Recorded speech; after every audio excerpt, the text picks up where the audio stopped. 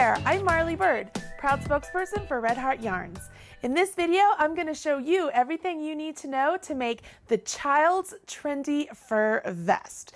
This is a great little vest for the young girl in your life. The pattern is sized from a size 2 to a size 10, so this is a great pattern for you to go out and tackle.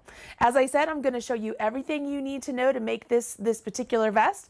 All you need to do is go download that free pattern over on redheart.com. I'll put the link to it right down there in the description, and we can get started.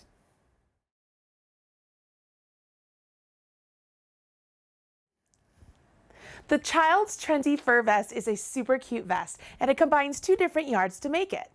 First one is the soft baby steps yarn, and the second one is the fur yarn by Red Heart Boutique. Both of those yarns are available over on redheart.com. Hopefully you've downloaded your pattern at this point and we can get started. If you look down here, you can see I have my very own copy of the pattern. And what's really important about this particular pattern and printing it out is that there's a chance for you to go ahead and use your highlighter and highlight the size and the length that you're going to be doing. So for example, if we were going to do the smallest size, it says the finished chest is a 24 inches, and the finished length would be 13 inches. Now, those particular numbers are the first number outside of the parenthesis. So knowing that I'm going to use numbers that are the first ones outside of the parentheses, I would come down here and I would highlight all the numbers that are the first ones outside of the parenthesis. So that way I know that those are the numbers that really pertain to the size I'm making. If I was making one of the other sizes, same thing happens. Say it's two numbers within the parenthesis, I would come down here and highlight my number, two numbers within the parenthesis. This is just a really good habit to get into so that you don't lose track of where you are or what size you're making if you happen to set this down and go on and work on maybe something else you're working on. So the first thing you need to do is highlight your pattern so that you don't get lost. The second thing you need to do is learn how to work with these two yarns and work in the pattern stitch.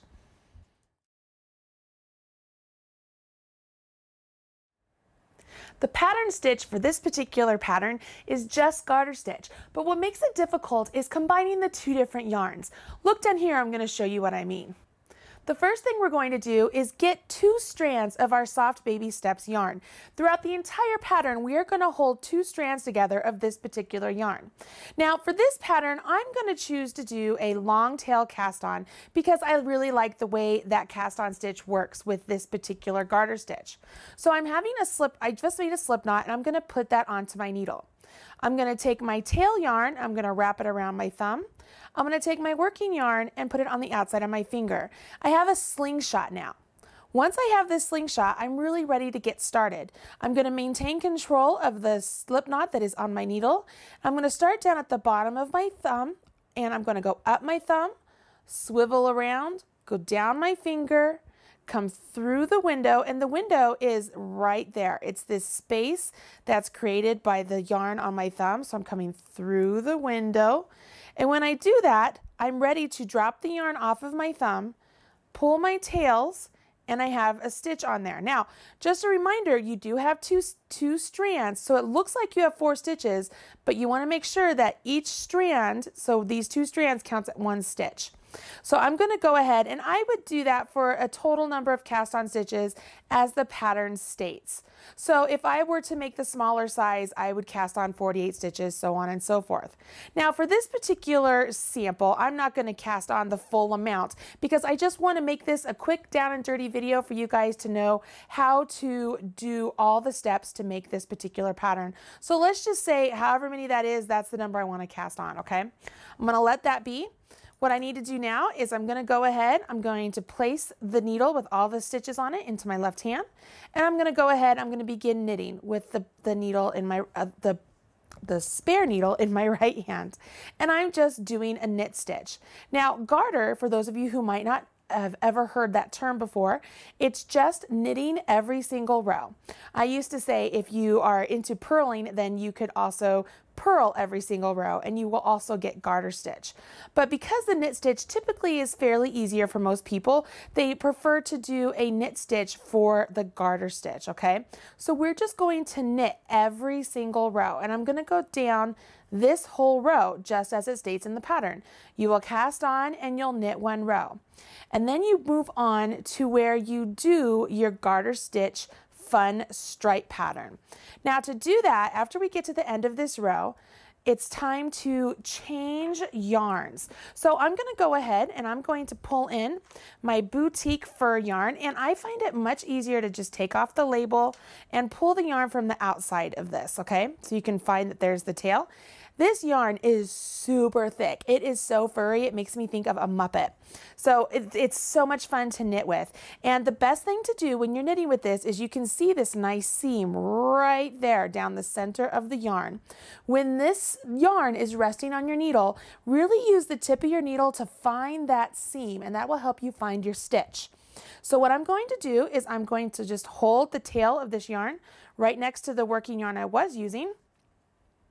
And I'm just going to go ahead and I'm going to knit with this new yarn. So I'm going to go in, making sure I'm going into both strands of my yarn, and I will yarn over with the fur and then pull through my color A.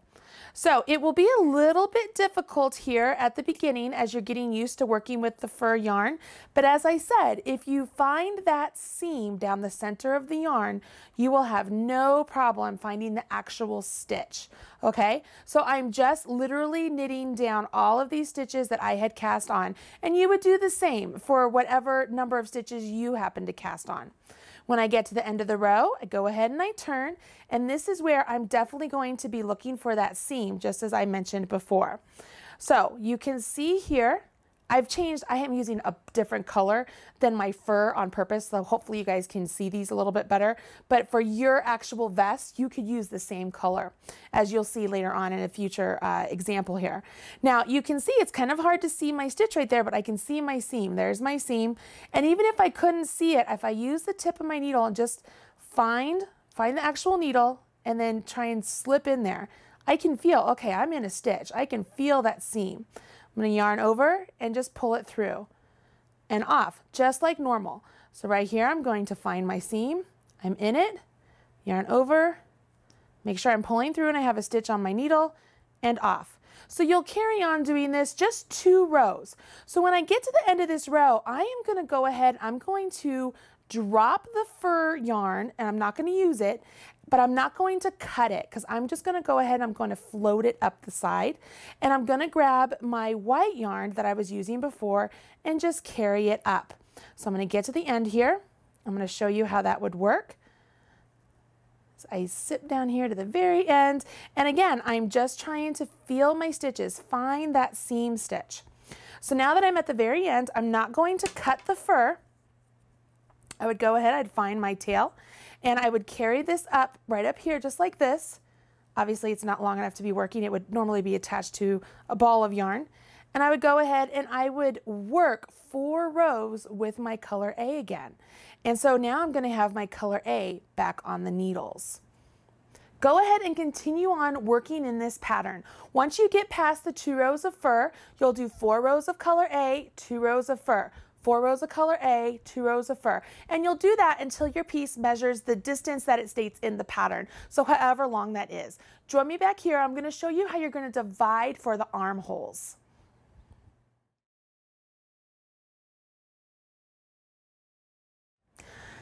All right, welcome back. At this point, you've completed the full back and the partial fronts of the full vest. So it's time to divide and work just the right front and then the back and then the left front. And I'm going to show you how to do that.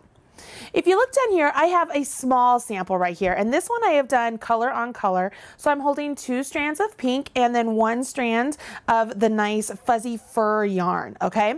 And I've gone ahead and I have finished on a row 4. So I am on my color A on row 4. I just finished with a row 4.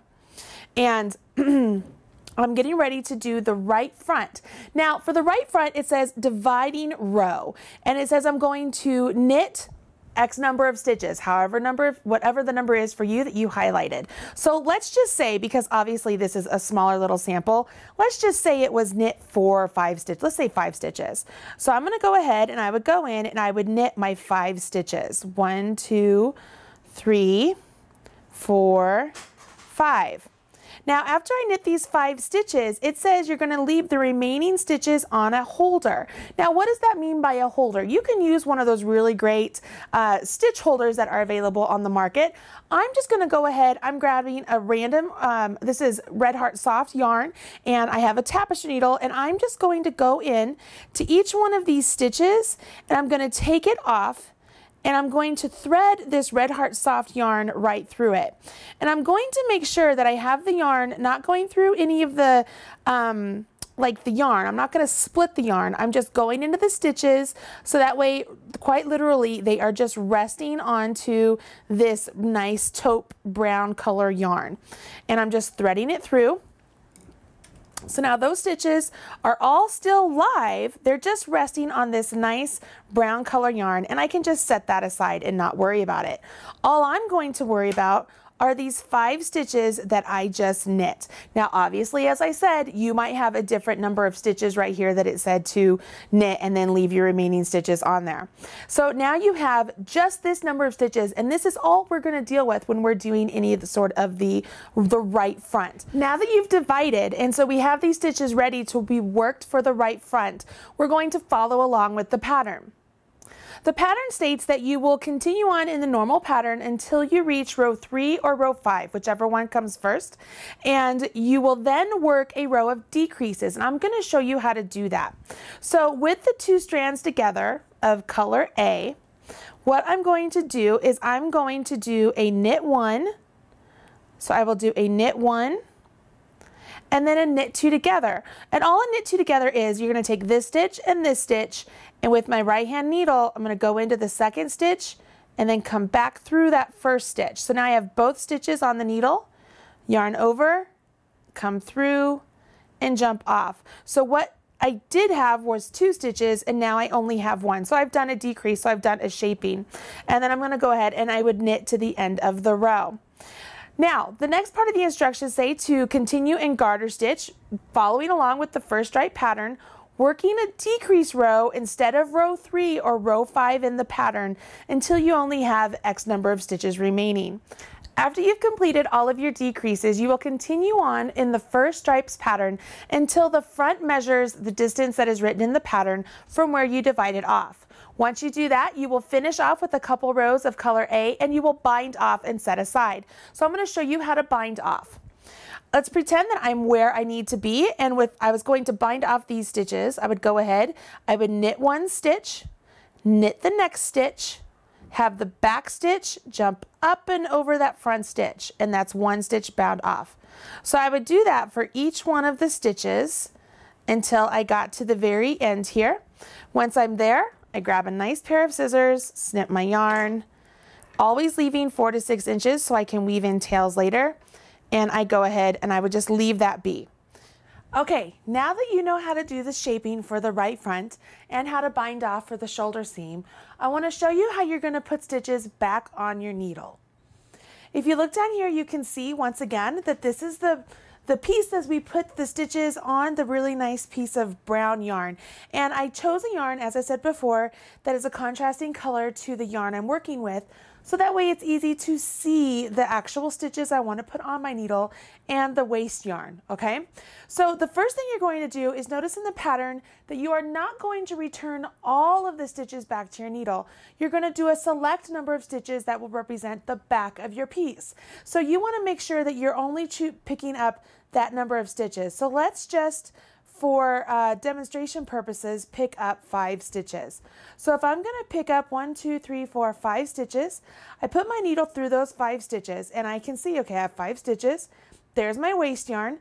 I can go ahead, grab my waste yarn, and pull it out of the 5 stitches that I just put onto my needle. And I'm only pulling it out of those 5 stitches. These remaining stitches over here, I'm going to leave on there because those are going to be the left front of my piece. Now that my stitches are on my needle, I can go ahead and maneuver my circular needle here so that way I am ready to begin working this piece with the right side facing. And I have my 5 stitches. Of course, the number is going to be different in the pattern. And I would go ahead, I would grab my working yarn, and I would begin to work. Now, the first part of the instructions say that you're going to bind off immediately 8 stitches. So I would go ahead and I would knit 2 stitches, and I would have the front one jump over the back one and continue to bind off till I have 8 stitches bound off. Then I would continue on just knitting. Now, what does that mean? What we're really doing is those 8 stitches that we're binding off, that's going to be our underarm. That's our underarm stitches that we're binding off. So we've done our shaping on the outside of our vest. We're binding off at the beginning of this row for our back, and then we would work our back following these instructions. Once that is complete, obviously you bind those stitches off. We'd put these stitches on a needle, continue on in pattern as it's written. We would bind off 8 stitches over here for the underarm, and then we would continue with our shaping over here also. Let me show you what that means. As I pull this in, this is really high tech, I'm telling you. But you know what? This is the best way I knew how to explain what it is you have done with this vest. So all this is, it's a piece of paper that I have cut up, okay? So I have maneuvered it, because what you've done with this vest is create one solid piece.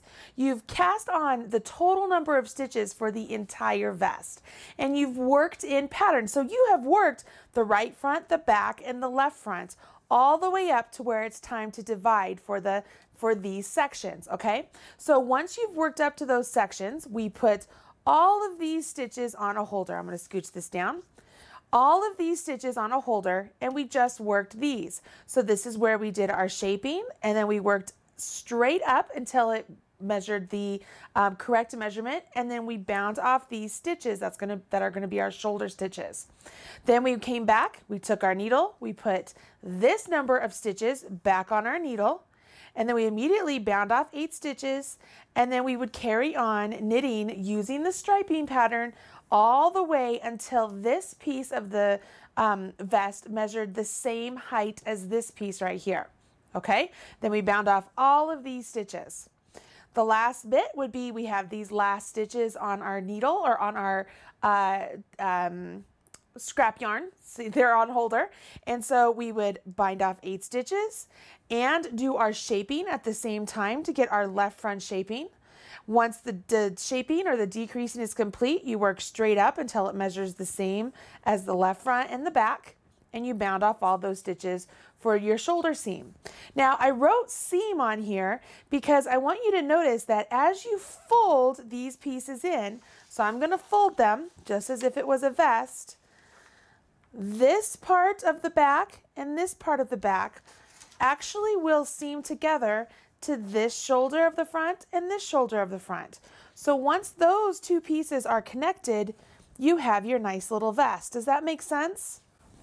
You know, personally, I felt like it was a lot easier to see what it is you're doing and how the construction works, working with the construction paper. So I hope that works for you. And yeah, there you go. Okay, now you know how to make the Child's Trendy Fur Vest. And if you're gonna make the vest, why don't you go ahead and give the Child's Fur Slipper Boot a try. This is a fun pattern, and it is also for free over on redheart.com. And there's a tutorial right here on the Marley Bird YouTube channel. If you enjoyed this video, please smash that like button and be sure to subscribe so that way you're up to date whenever there's a new video released. I will talk to you guys again soon. I'm Marley Bird, proud spokesperson for Red Heart Yarns.